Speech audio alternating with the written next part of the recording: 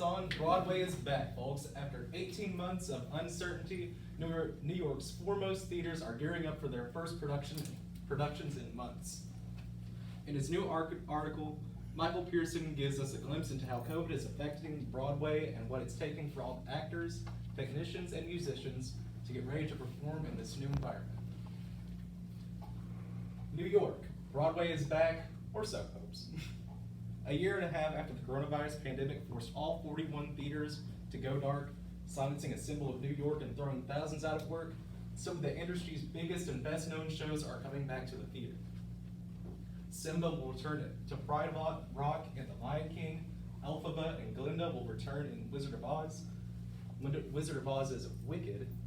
A young, scrappy, and hungry immigrant will foment a revolution in Hamilton, and the long-running revival of Chicago will give him the old razzle-dazzle.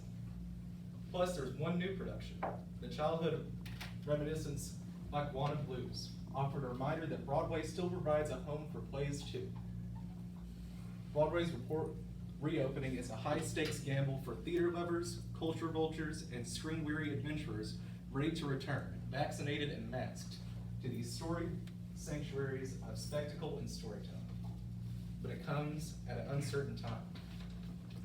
In May, when Broadway got the green light to reopen, it seemed imaginable that the coronavirus pandemic was winding down, thanks to reliably available vaccines. Since then, a combination of vaccine hesitancy and the Delta variant sent cases skyrocketing again. And while New York is doing much better than some places, the city is still facing a sharp drop in tourists, who typically make up 2/3 of the Broadway audience.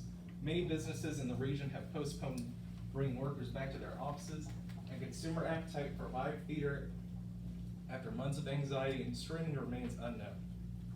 The industry's recovery is enormously important to New York for symbolic as well as economic reasons.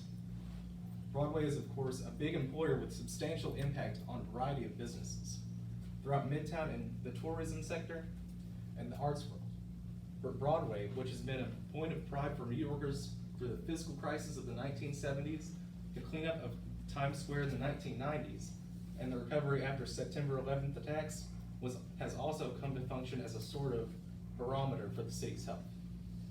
With Broadway closed, New Yorkers appear to be ailing. With Broadway reopening, recovery seems possible. 4 trailblazing productions, the concert show Springsteen on Broadway, the new play Passover, Waitress, and Hadestown started performances this summer, serving as laboratories for the industry's safety protocols. None has yet missed a performance. By the end of the year, if all goes as planned, 39 shows will have begun on Broadway. As cast and crews come back to work, much has changed. There have been deaths, there have been births, and the downfall of some. The task now, making sure everything and everyone is ready for showtime.